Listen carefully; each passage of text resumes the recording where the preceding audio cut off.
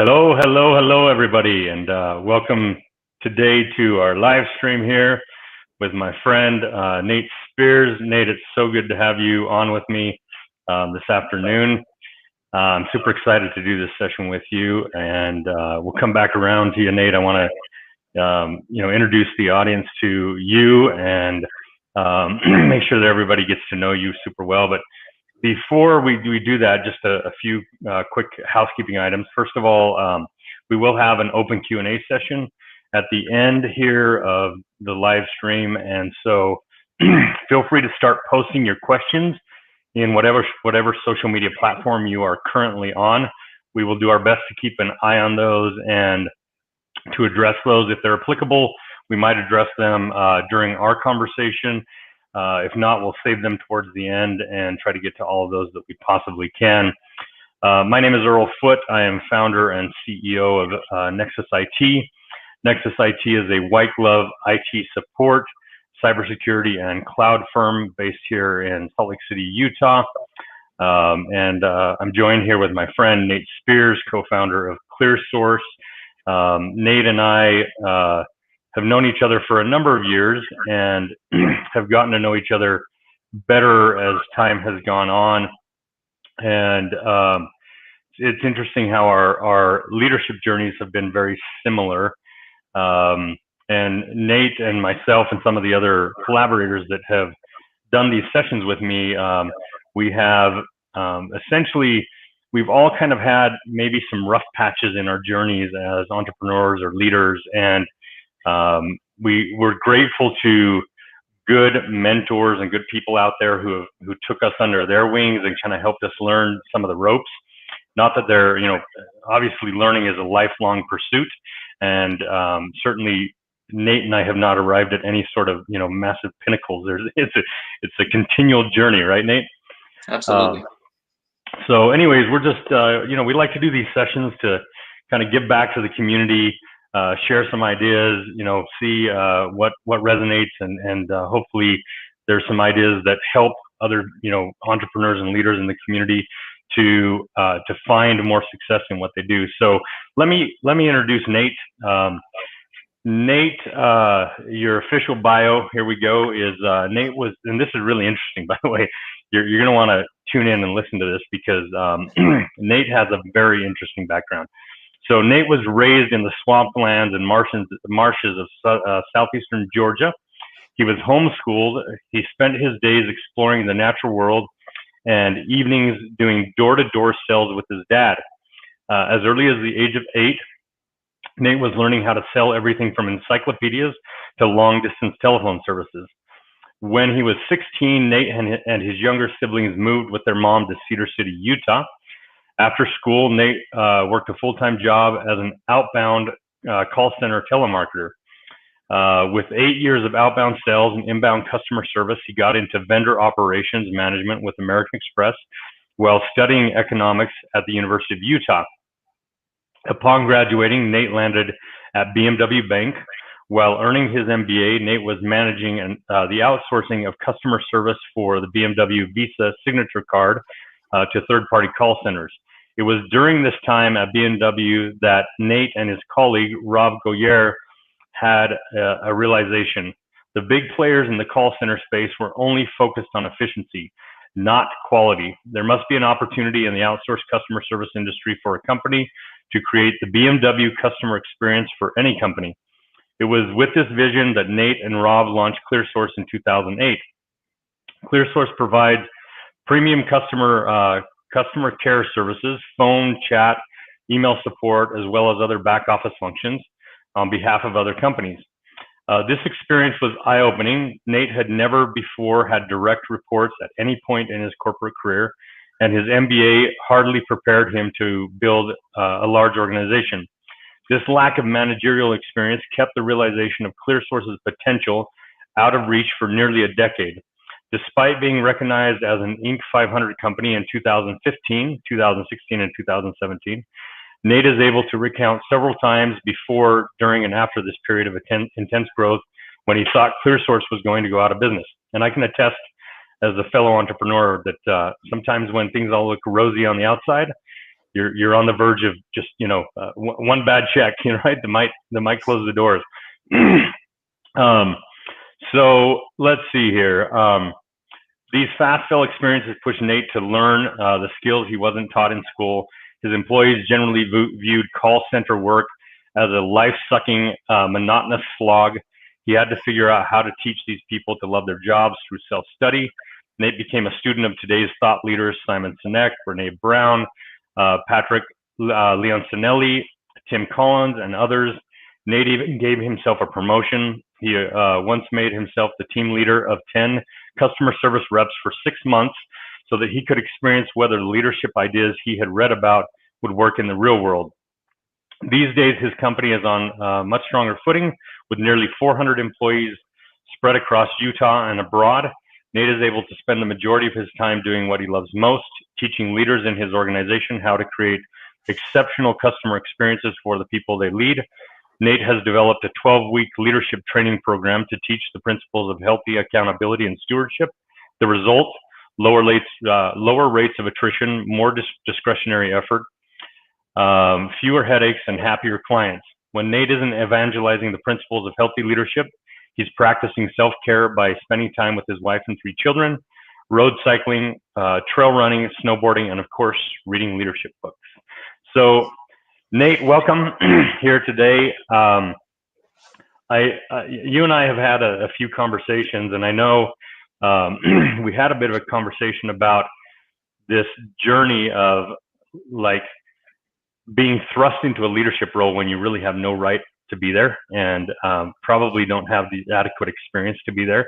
And so I know that situation has led to much of your journey and who you are today as a leader, which honestly, one of the leaders who has the most depth in thought that I know of, and that is most willing. I mean, who appoints themselves as a team leader over 10 of their colleagues, and steps out of your COO role, to go and just test the inner workings and see, what's actually going to work and not. So tell us a little bit about that journey, if you would. No, my pleasure. So first of all, Earl, thank you so much for the opportunity. I think for me, I'm thrilled just for the chance to share these principles with everybody. I'm a firm believer in the idea that there's no original ideas. A lot of this has come from not just my experience, but things I've read, and putting everything together into kind of a concise set of principles that I try and live by as a leader. But to piggyback on some of the information that you shared, yes, as you mentioned, prior to my experience with Clearsource, I had absolutely zero experience managing or leading other people in a direct report setting. Now, I'd spent 11 years in corporate America, and this is all before starting with Rob Clearsource back in 2008. We spent the first, of course, 2008, the beginning of the recession. We spent the first 2 years losing plenty of money, only to find myself in 2010 with not enough money to pay the rent and needing to go out and get a job, right? So I went back, got a job, spent another 3 years working in corporate America again, taking phone calls with current and prospective clients from the stairwell at work, and really just kind of getting through this, right? And so here, in 2013, we catch this big break, winning a big project that kind of brought us up to about 75, 80 employees. And I was able to leave my corporate job and go back to Clearsource full time. But I soon found myself in over my head, right? Because never at any point during these 14 years of corporate America experience did I have direct reports. I had not supervised anybody. I hadn't managed anybody. I wasn't responsible for anything, right? So here I was just kind of floundering in this role, not getting the kind of performance that we were looking for. It's very common in this outsourced customer service industry for people to kind of give a minimum level of effort to get by. And if for whatever reason they decide they don't like the job, then they just ghost you, right? They stop showing up. And the tendency as a new leader with no tools is to lead with your 2 favorite weapons, which I call carrots and sticks, right? The promises of incentives and the threats of punishment up to and including termination. And so not knowing any better, there I was, right? Carrots and sticks all day long. And this continued for some time. I was miserable. My people were miserable. We weren't getting results. A really painful experience for me was I had hired someone with a lot of industry experience at a high level in the company. And I spent the first year kind of hoping that he would, in a sense, it sounds foolish in hindsight, but be able to read my mind and understand exactly what he was supposed to do in the role. And I really didn't even go over his job description with him until he'd been on the job for a year, right? So at this point, we're kind of dissatisfied with the performance. We pull out the job description, and yeah, he's doing the 2 or 3 things that he's really good at and loves to do, but there's another 3 or 4 things on the job description that he's not touching. And so we raised the issue in an effort to improve performance. And after a couple of weeks, we're not where we need to be, of course. And so I fired him. And I feel terrible about it. I feel terrible about it now. I feel terrible that we don't have the friendship that we did. And I continue to make these kinds of mistakes. And this continued until 3 years ago. It was December of 2017 that I was interviewing a woman for a training manager role with Clearsource. She came in very qualified, overqualified, had a PhD, master's, executive to director level positions at various organizations. And I was shocked even that she was having a conversation with me. She said something in the job description and the way that I'd written intrigued her. And so she wanted to learn more about who we were. And we're having this conversation. And she said something that I'll never forget. She said, Nate, I was recently thinking about my career, all the people that I've led and managed over the years, mentored. And she said to me, you know, I've been successful, right? I've had great positions, a PhD. She said, but when I think about how those people that I mentored have gone on and done great things, right? Become director level or other positions, they've gone on to accomplish great things in their career. She said, that gives me more pride and fulfillment than anything that I accomplished on my own, right? Than any of my educational or other career accomplishments. And for me, the reason that hit me like a ton of bricks is because I felt guilty as charged. And I'll tell you why. Here I was wrapping up 2017. And that year, Earl, we had a 100% rate of attrition, 100% turnover, okay? And nearly half of those were people that we'd fired, right?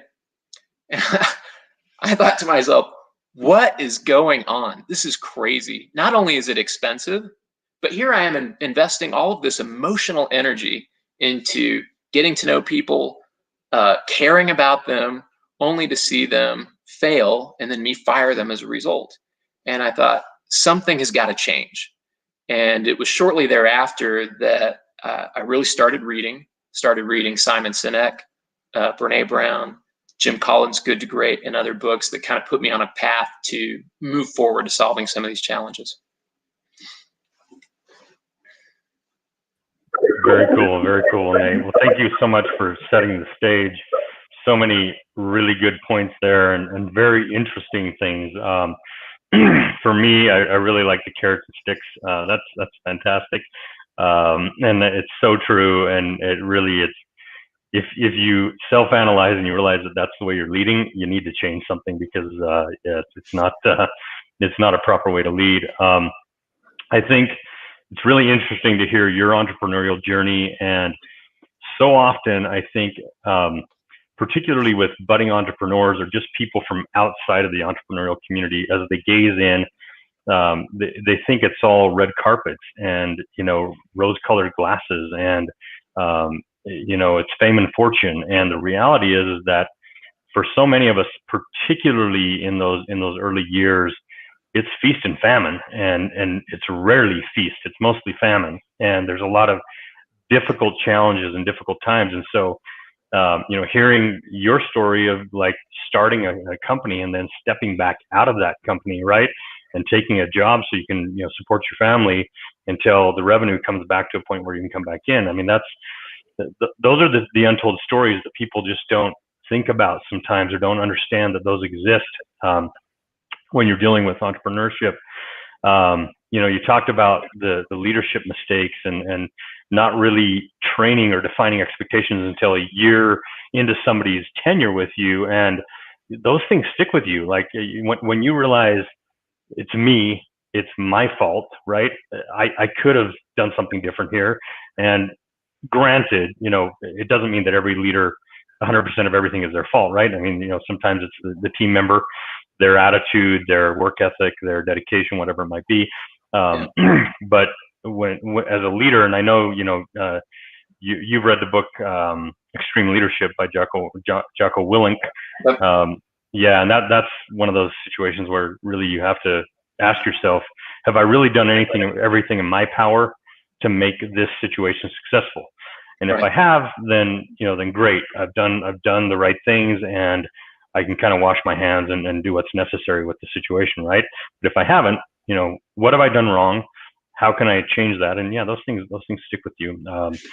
2017, 100% rate of attrition. That's massive, really big. And certainly I think for any entrepreneur would raise some questions, would make you ask, what the heck is going on, and why is this happening, and how do we fix it? And so really it's been, in recent years, you've had this very interesting journey. And so let's talk a little bit about some of the things you've learned over the last few years and what you've created in your company. So I know that you've worked really hard to create a culture of what you call positive accountability. Tell us a little bit about what that means to you and your organization, and what others might learn from it. Sure thing. So going back to that concept of extreme ownership, there's a really great book that I love called The Outward Mindset, and it's written by the Arbinger Institute. And in that book, there's this line that I try and live by. And the line goes, as far as I'm concerned, the problem is me. And the way that I interpret that is that when something's not going the way that I hoped it would, or an unmet expectation is creating frustration, or I'm having conflict with someone, I've got two options. There are two paths I can take. One, I can sit around and twiddle my thumbs and wait, right, for them to change. Or I can take the power back, right? Because in that first scenario, I'm relatively helpless. I can take the power back and say, what do I need to do differently? I can only control me. I can't control this other person. What do I need to do differently in order to affect a better outcome? Okay.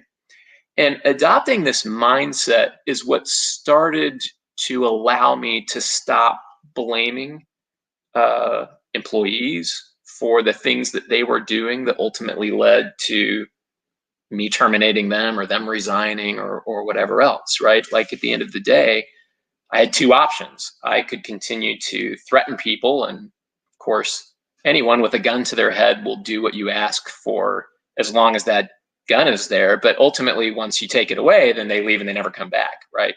And so I found really quickly that threats of termination and other things didn't help. And so the question is, what did I need to do differently? The first step before we get into accountability really is we had to start seeing our staff as people, not as objects. And I would say in our industry in particular, there's a very strong paradigm of looking at entry-level customer service representatives as production machines. And only by becoming willing to see them as people and not as objects, was I going to be able to go down the path of deciding, okay, I recognize that in this industry, we don't have a lot of trust between people and management. How can I be the first one to extend that trust, recognizing that, rather than simply waiting for people to earn my trust? What policies do we have that send the message to our people that they are objects? A good example of this is an attendance policy, right? I don't know, Earl, if you hold yourself to a strict attendance policy at Nexus IT. I don't personally have a strict attendance policy. I work hard because I love my work, right? But then when I think about a strict attendance policy that says if you miss work 3 times in a month, then I'm going to fire you, what does that say to that individual, right? it says you're an object. And so taking a step back and looking at some of those messages, and we found our organization was rife with that kind of messaging. Okay, so number one. Number two, there was a clear lack of accountability, right? And at the heart of accountability is creating and enforcing a strong set of expectations. Okay, and it's not expectations like, this is what I expect of you, do it or else. It's just simply that if there's something someone needs to do in order to help the organization achieve its strategic objectives, then that needs to be clearly defined. And there can be no ambiguity around that, right? And so when someone comes into organization, oftentimes we have these assumed expectations, right? It's like, hey, you read the job description, you're cashing the paycheck, then that must mean that you're signing up for doing everything that I ask you to do. But that's not enough, right? When someone comes on, right, we've got to reinforce those expectations through a process of accountability. I was reading Crucial Accountability, which is by the same guys that wrote Crucial Conversations, and they gave the perfect definition of accountability. They said that accountability is a positive term that simply describes whether in the eyes of others we've kept our commitments, or I like to say, whether in the eyes of others we've done what we said we would do. Okay. Now, that's a two-sided coin, meaning if ultimately someone does do what they said they would, then accountability demands that I praise, appreciate, and recognize their keeping of that commitment. Okay, this is critical, right? One of the things I love that one of my favorite authors, Dan Pink, recently shared, I saw it on a Facebook post. He said, don't praise the person, praise the process, right? It's not, hey, you always do a great job. It's when you did this, right?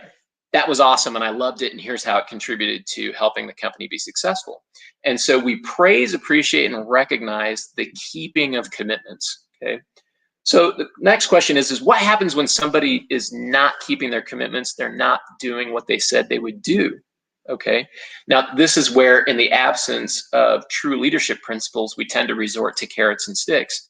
And so I say instead, let's be curious, right? I start to say, man, well, why didn't they do the thing? And one way that I do that is by having a conversation with them where I say, in a kind of non-confrontational way, I want to give them the benefit of the doubt. And I say, tell me what got in the way, right? You said you would do this, and this is when you said you'd do it by, and you didn't do it. So tell me what got in the way, right? That's my opportunity to root cause whatever it was, whatever the reason was. And there's only three potential root causes. One or a combination of these three. It's either the person doesn't know how to do it, they don't want to do it, or they don't have the ability or capacity to do it, okay? And the remedy is going to be different for each of those three things, but it's very critical that we not take that first response, that we really dig in and say, okay, well, why is that? Okay, you said this, okay, then why is that? And you get down until you're absolutely satisfied that you know whether it's because they didn't want to do it, they didn't know how to do it, or they didn't have the ability or capacity to do it, okay? The next step is help them to come up with a plan to recommit and do the thing, whether that's they need additional training, whether that's helping them understand why what they committed to do is actually going to benefit them in the long run, or changing something that will enable them to have the capacity to do the thing. And then the question becomes, how then, now that you have developed a plan, how can I as your leader help you carry out that plan? And I found that when accountability is practiced in that healthy way, right, that at the end of the day, we start creating an expectation that everyone can rely on. We know this is what's going to happen. And I reinforce that expectation through follow-up, right? It's kind of like if I ask my son to go clean his bedroom, and he goes and he does it, and he comes back downstairs and he says, all right, Dad, I did it, but I'm in the middle of watching a great TV show. And I say, great, thank you, right? And I keep watching my show. Then he's probably not very likely to respond to that request to clean his room again the next time, right? But if instead I pause that movie and I go upstairs and I walk with him and admire his newly cleaned room and tell him, hey, great job, let's go get ice cream, right? That then reinforces that expectation in a positive way where the praise, appreciation, and recognition is for the job well done. And I think it means a lot more in the long run when you can engage people that way and really just drive up discretionary effort. Nate, so many amazing, great points there. Absolutely fantastic. Thank you. Just a wealth of knowledge and really great ideas. I want to key on just a couple of things. So this concept of seeing people as people is super important. And in fact, one of my good friends, Dr. Jeb Hurley, who is co-founder CEO of Xmetrics. In fact, he'll be on this session with me in January. For Dr. Jeb, everything boils down to trust, to a lack of it, or very healthy teams thriving because of a significant amount of trust, particularly among leadership and between leadership and those they lead. And I think it's absolutely fascinating and super important. You've keyed in on this, this principle that if you aren't fostering, and in every way, in your language, your actions, your body language, your written language, which are all of your policies and procedures and documents and manuals and all that kind of stuff, if you're not fostering trust, you're probably thwarting your own relationship with that person on your team, and therefore likely diminishing the effort that they're giving, to what you're asking them to do day in and day out. So I really like this. And by the way, everybody's really enjoying the topic and the discussion here. Lots of really great comments so far. So let's transition into a little bit of a different topic here. I really like this one. It's thought-provoking. And that is measuring and defining KPIs that your clients care about. So I think generally when leadership teams sit in the boardroom, or they sit down with the board, they think about, what do we want to achieve as a company? What metrics do we need to push to get there? And let's create those metrics. And so usually that is around revenue, and it's around profit, and other numbers that get thrown in there. But the reality is, do your clients really care about that, right? Yeah. To some extent they might, because they want you to be a healthy, thriving partner. But those specific items they probably don't care much about. So let's talk about this idea of creating KPIs that your clients actually care about. Why is it important? Who cares? Go ahead. Absolutely. So my business partner has this saying, and he says, don't ever be a hammer looking for a nail. Okay. And what he means by that is, don't be a solution looking for a problem to solve. What I take away from that is that it's absolutely critical that we understand what problem it is that we solve, and that we do that well. Our organizational goals are threefold.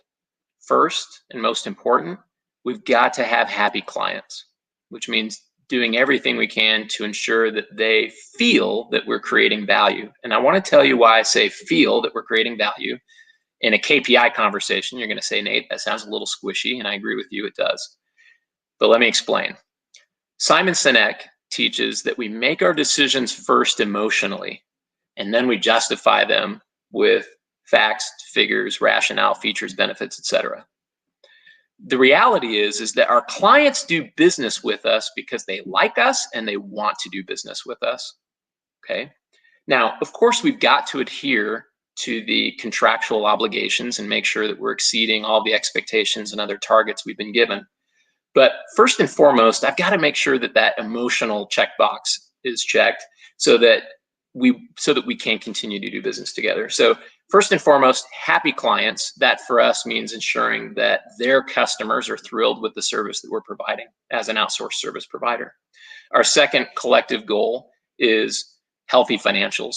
We've got to make sure that as a company, we are on a good financial footing. Obviously, if we go out of business, if we lose money, we go out of business. And then the third thing, ensuring that our staff feel successful, that they are providing discretionary effort, I'm not going to tell the whole story, but if you ever read The Art of Significance by Dan Clark, he tells the story of the 38-inch vertical and the broomstick. I love that story. It's a great example of giving discretionary effort. And so when I think about that threefold goal, right? Happy client, healthy financials, successful staff, then it's going through and identifying how everybody in the organization plays a role in achieving that collective goal. And we call that a role definition. Okay. So the role definition is answered by three questions. Why in the world would we hire someone for this position? Why does the position exist? The second question is, what are the core responsibilities of this role? And the third is, what are the KPIs that tell someone who's evaluating your performance whether you're successful or not? Okay. Now, we define KPIs in two terms. One, we have behavioral KPIs, which are KPIs over which I have nearly complete control, right? They're things that I either did or didn't do. Showing up for work would be a great example of a behavioral KPI. A results KPI is something that I hope will be obtained through my efforts, but over which I may not have 100% total control. And so a good example of that might be if on a given team, an individual team member is held accountable for the behavioral KPI of attendance, their team leader might be responsible for attendance across the team. That'd be a good example of a results KPI. And so transitioning then now to what our clients want. When we define KPIs, they meet that SMART goal setting acronym, right? Specific, measurable, attainable, relevant, time bound. And so when we carry that over to KPIs, we always look, is this something that's black and white? It can be measured. We can identify whether we're hitting the KPI or not hitting the KPI. And is it clear to everybody, right? We want high visibility and transparency. So then what we do is we make sure that we're in alignment with what our client is looking for in terms of performance. One of the biggest challenges in our business is we are in a service industry focused on customer satisfaction, which is in and of itself measurable. But how do you identify the long-term impact of a happy customer on the financials of, for the client, right? And so for us, we've looked at other things, like you look at average speed of answer, or you look at how long the customer has to be on the phone with an agent, right? Are we wasting their time, or are we minimizing their time and effort? We look at how many times they had to call in order to get their issue resolved. And we look at all of these different metrics as a way to quantify the value that we're creating for our customer. Now, it's not just customer satisfaction, right? I could go and give away a bunch of money or product to every customer who calls in, and they would probably end the call satisfied, but our client wouldn't be very happy, right? So I've got to make sure that I'm delivering that service in a way that they say, yep, this is exactly what I'm looking for. I love working with you guys. That feels good. Because we know that loyalty is rooted in emotion. That emotion is, how do I feel about myself when I'm doing business with Clearsource, right? And so we've got to make sure that we're checking that box. Super great, Nate. It's so interesting how many parallels there are between our philosophies and our entrepreneurial journey. So at Nexus IT, our culture actually revolves around basically the same three principles that you've expressed. I think the verbiage is slightly different, but I think you're more eloquent at explaining those.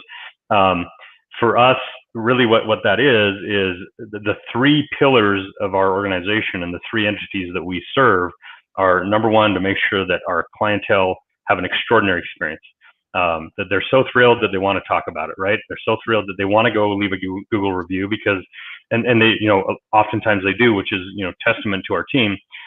Second is that our team has an extraordinary experience, that they feel fantastic about, the role that they execute day in and day out, that they feel like they're making a meaningful impact, that they're doing something important, and that they're enjoying the collaboration with their team, they're enjoying the collaboration with leadership and everything else, and that they're fulfilled in their career and they have a career path in front of them. Finally is the organization. You mentioned, your company has to be financially viable, and at the root of it, when you're competing for business, a lot of businesses want to beat you up over price, right? And the reality is that for me,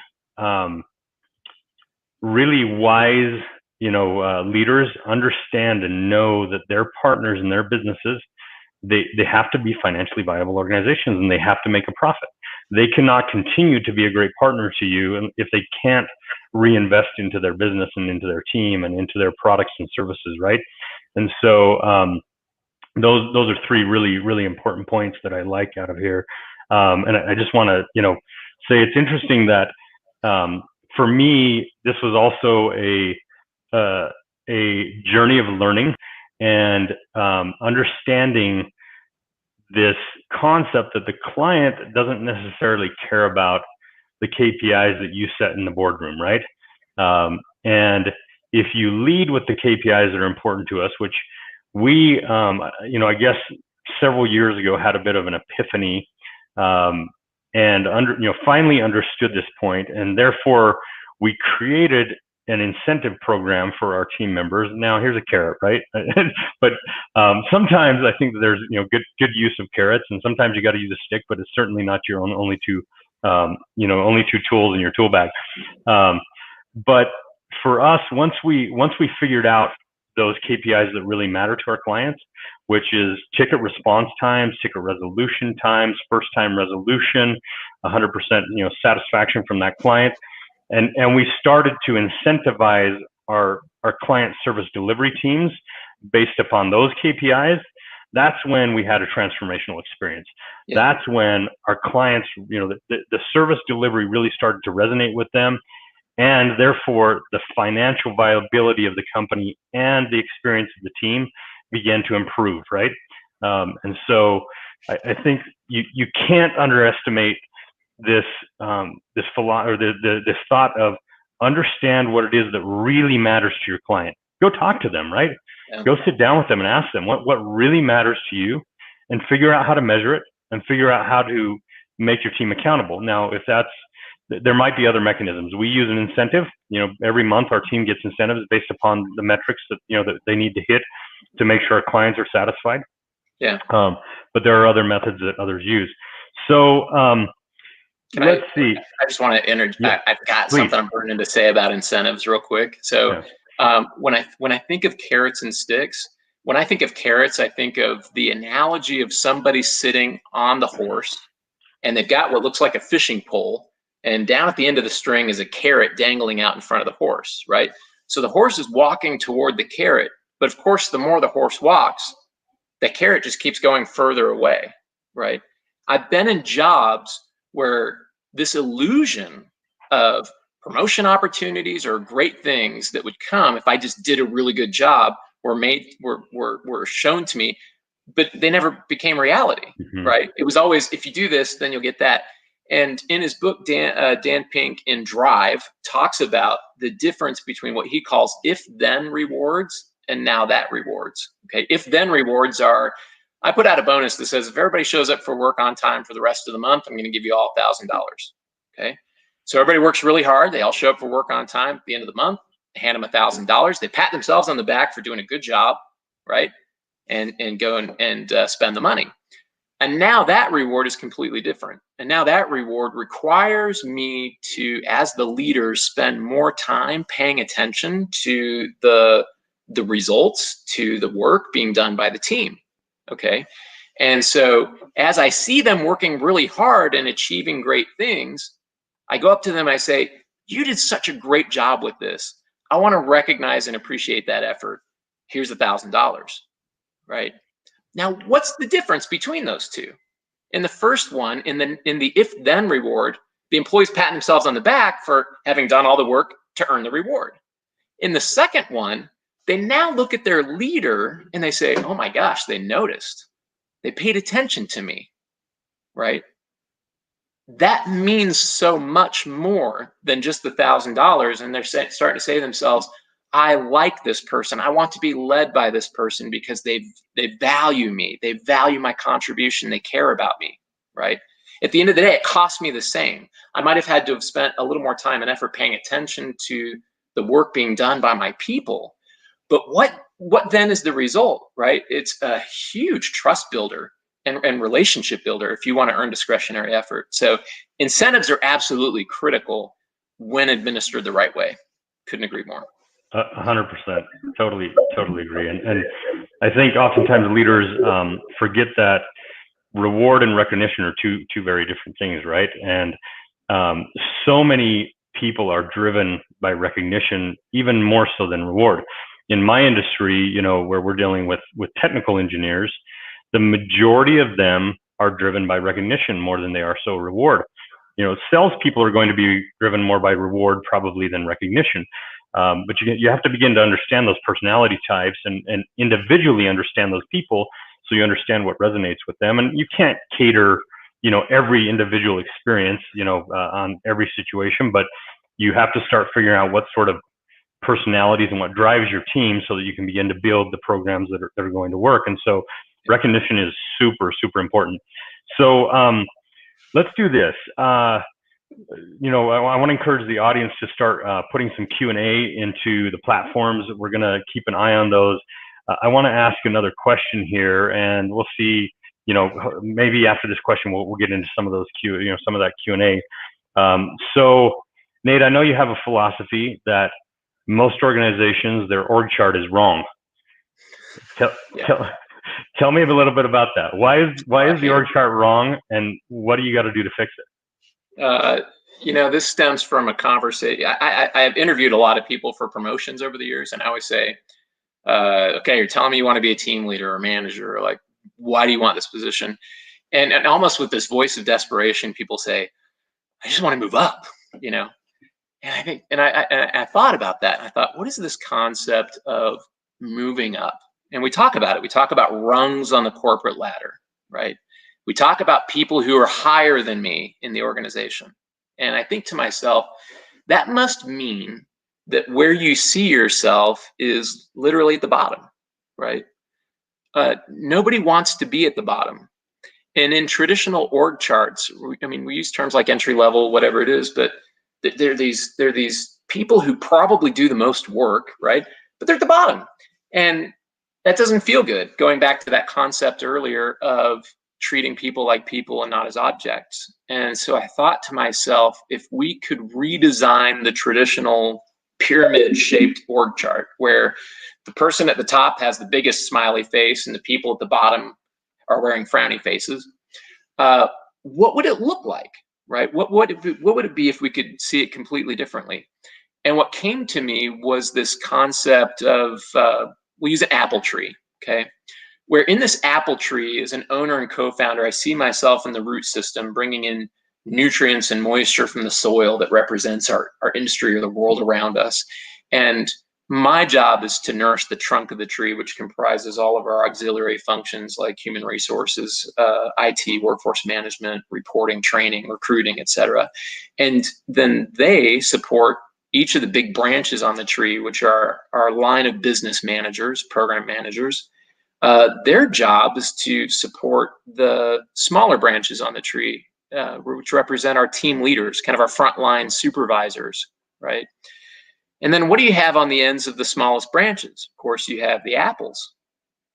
And when we think about where we sit in the organization, the tendency is to start to assume that people who are higher up, right, who have that title, that they're more important than we are. And so I like to ask the question, when we consider this metaphor of an apple tree, right, we say, which part of the tree is the most important? And I oftentimes get, well, it's the roots, right? If you didn't have the roots, the tree would die. And I say, okay, which part of the tree is the most valuable? The apples, definitely, right? In our organization, our frontline customer service representatives doing the work that generates the revenue, right? Clearly the most valuable. Nobody would plant an apple tree without the intent to harvest apples. So we go back to that other question. We say, which part of the tree could we do without and still produce apples? None of it, right? So at the end of the day, what we see there is that everybody has a role to play. Everybody's equally important. When we recognize that our goal, happy client, healthy financial, successful staff, help produce the biggest, reddest, juiciest, tastiest apples we possibly can. When we all recognize that that's our goal, then we get less hung up on who's getting promoted to what and why are they better than me, or all these other things that people really tend to focus on. And we start instead saying, wait a second, if I just do my job well, then we all benefit. We all benefit through job security. We all benefit through raises and bonuses and promotions and better amenities and better equipment and all the things that come with the company thriving financially, right? What that then leads to is an opportunity for each individual contributor to have their needs and wants met, whatever those might be, right? They're going to be different from person to person, but every single person comes to the organization wanting something, whether it's something they're working toward, whether it's something they're trying to create for themselves or their families, whether it's someone they are trying to become. And how do we help meet that need? It's through the collective benefits of the organization being successful, which only works well if everybody's rowing in the same direction. So the apple tree. I love that. I love that metaphor. Fantastic, the apple tree, and that's something you could write a book on, Nate. You know, I've never really heard that metaphor, but it is so true and so applicable. So our friend Krista Casey asked a question here. She said, you spoke about the necessity of relationship with your clients who do business because they like you.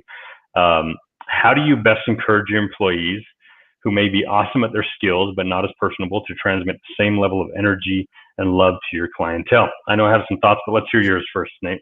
Certainly. Krista, great question. It's great to hear from you. So when I think about that, there's this one big kind of long-standing belief that we're not supposed to be friends with the people we lead, right? And I don't like that at all, because I feel like we are nothing if not people working together. And I feel that in order to build trust with the people that we lead, there absolutely have to be situations where we get to know each other. Her question, which is, how do we help people kind of develop that personability, kind of become someone that people like to do business with, right?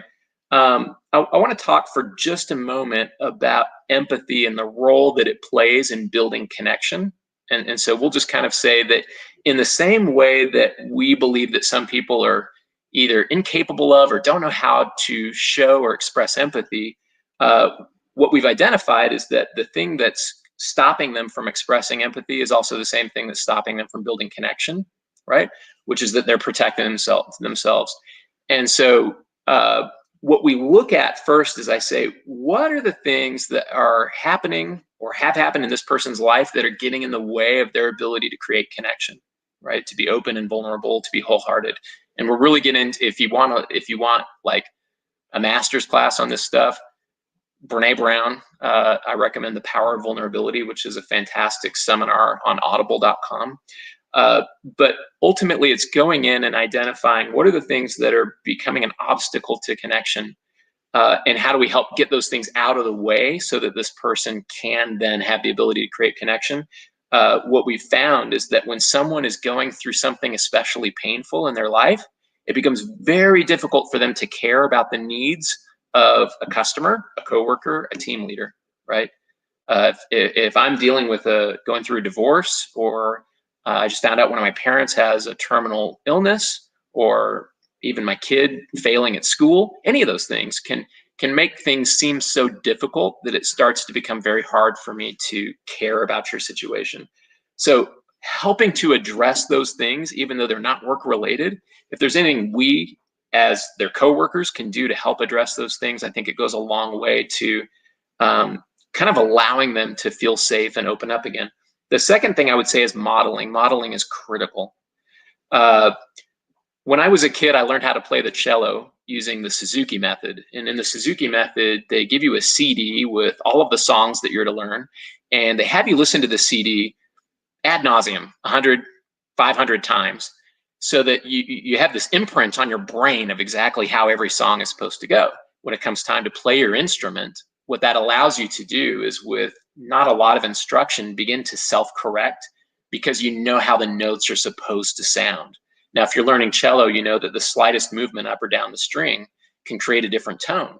And so we laugh when we watch kids playing terribly and everybody around them is covering their ears because, right, it's terrible to hear, but the kid's laughing because they don't know any better, right? And so ultimately it's training that ear to understand this is what this is supposed to sound like. It's no different when it comes to creating those interpersonal relationships. Number one, it starts with a mindset that we become alive to and interested in this other person's objectives, challenges, and needs, right? Because if we don't have that mindset, then our words, our facial expressions, our body language, our tone will betray us, right? So number one, it's creating a way for them to have empathy, to begin to see others as people, not as objects, whether they be clients, customers, coworkers, any of those. And then number two, modeling the right kind of behavior so that they can see how it's done. If we treat them well, much higher likelihood that they'll do the same for our customers. So true, Nate, and what a thoughtful answer. My thoughts on the topic, if I can add just a couple of things, and they may be somewhat obvious. Your answer was far more in depth, and this is one of the reasons I invited you on here, Nate. I mean, literally, there are a few leaders that I know that analyze as deeply these situations as you, that thinks about them, that thinks about thinks about the root causes and what really happens and why it happens and how do you course correct and how do you interact correctly with your team and with your clients and all that type of stuff. So this has been a ton of fun, but just to offer a couple of other thoughts here for Krista, I think for me that starts from the hiring process, and really if I were being critical, it starts in the establishment of your culture, and then making sure that as you hire that you're finding people that fit your culture. And so you're looking for specific values within those people, specific traits, specific skill sets and knowledge. And for us, for example, we're in a very difficult industry to find technical engineers that have that innate ability to be empathetic with their client. As technical engineers, we tend to be a little bit standoffish, a little bit antisocial, and this is a specific challenge that we deal with. And so we look for the right traits in the hiring process. We make sure that we establish the right culture up front, and that they're educated about that culture, even starting in the hiring process, and then as they onboard, and then it's a matter of ongoing training and education and modeling. For us, for example, some of our core values that our culture is based upon that I think are very applicable here is empowered shared leadership, and this idea that every member of our team and everything that they do day in and day out is extremely important, and that interaction that they have with the client, and being able to be empathetic is massively important. Fairness, compassion, and the assumption of positive intent. I think this is how we express empathy. Assuming positive from our clients, having compassion for their situation, whatever that may be, and then proactive, exceptional client care is another one of our core values. And I think that when you build an organization around values, whatever those might be, and you look for the right people that fit into that, for me, that's part of solving the leadership challenges up front, because once you've hired somebody that probably isn't the right fit, then that's when leadership can get really difficult and really challenging, and where you have to really begin to figure out the dynamic with this person. And at some point, while you want to be empathetic, you also have to ask yourself, is it worth months and years of trying to get on the same page with this person? Or do we simply need to, cut ties and let them move on with their career, and we do the same, right? And so those are some of the biggest challenges I've had, in leadership, is when you aren't methodically careful about getting the right people on the right seats in the bus. I think that's Jim Collins, Yep. good to great, if I'm not mistaken. But when you can do that, and I'm not saying we're perfect at it, but I think we've become really good at it, and 95% of the time we hit it right.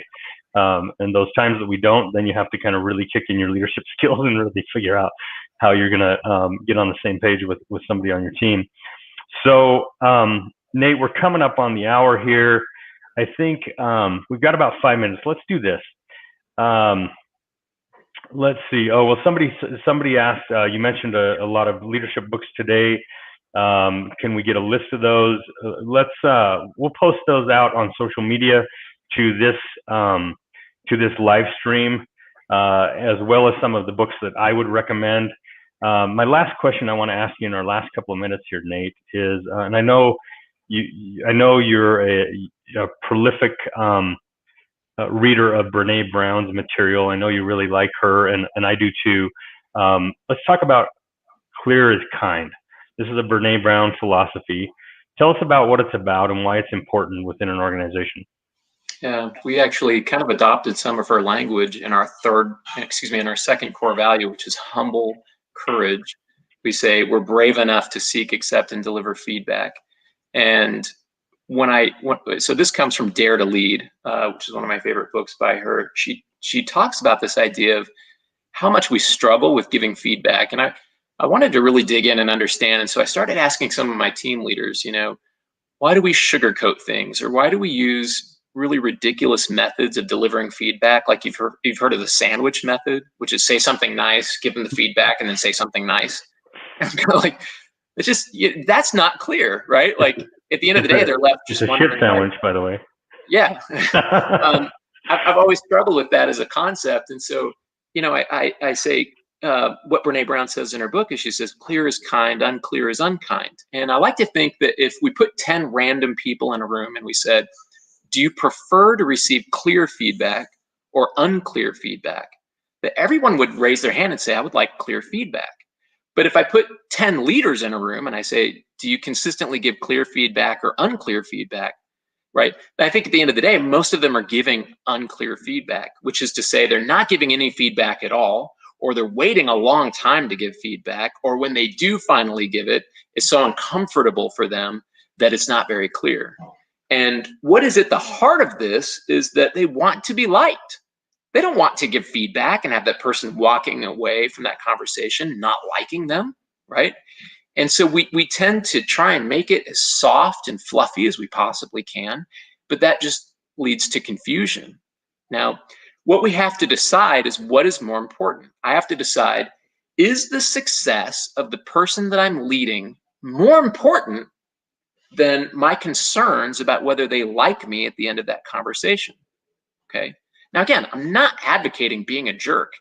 We've got to make sure that when we're giving clear feedback, right, that we own our part in whatever training didn't happen, or whatever expectations were not reinforced, or whatever follow-up we didn't do, right? But at the end of the day, we've still got to be very clear on what the expectation is and what needs to change. When we do that, when we're clear in our expectations, and again, we do that with that mindset of, I'm alive to and interested in your objectives, challenges, and needs, and with your success being my goal, we're going to sit down and have a conversation about how to help you get better, right? That can be clear and done with an incredible amount of love, okay? But in the absence of that skill, yes, we make it sugar-coated, and it leads to confusion and does not ultimately create the outcome that we're looking for. So true, Nate. So I know that particularly here, those of us that are based here and do business here in Utah, and I realize many of us do business outside of Utah as well. But I think a lot of us have grown up in a society where we kind of brush under the rug being clear, right? And we don't want to offend anybody, so you don't talk in direct terms. And honestly, that was a massive downfall of my early leadership career, and understanding this concept, that you can actually be kind in the process of being clear. And first of all, you have to make sure your team understand what's expected. You have to train, you have to model, you have to, you have to give examples. And then when things don't go right, you talked about it earlier, sit down and ask the question, what went wrong? Did we understand what the expectations were? What did the client expect? What's expected within the company? What went wrong? Why didn't we deliver? Okay, let's, and it doesn't have to be an aggressive, mean process. Just sit down, let's figure it out. Let's get everything out on the table. Okay, I realize that I messed up here. I'm going to own that. Do you realize that you messed up here? Can you own that? Let's commit to it. Let's move forward together. Let's follow up, right? And so this concept of clearness is kind is super important, and one that when you can nail as a leader, you do so much positive for you and your team and for your clients in the end. So Nate, this has been a fascinating conversation. I really appreciate you dedicating the hour. I appreciate you sharing your wealth of knowledge and wisdom and all of the deep thought and study that you've given to entrepreneurship and to leadership. I know this has been of massive value to those that have attended today. So just thank you again. Thank you for all of our guests for joining us today. Again, I'll be back with my friend, Dr. Jeb Hurley, co-founder, CEO of Xmetrics in January. So keep an eye out on social media for posts on that. And Dr. Jeb and I will be talking about trust and leadership. Nate, thank you again. Everybody enjoy your holidays. Earl, I'm honored by the opportunity. Thank you so much. Have a great day. We'll see y'all.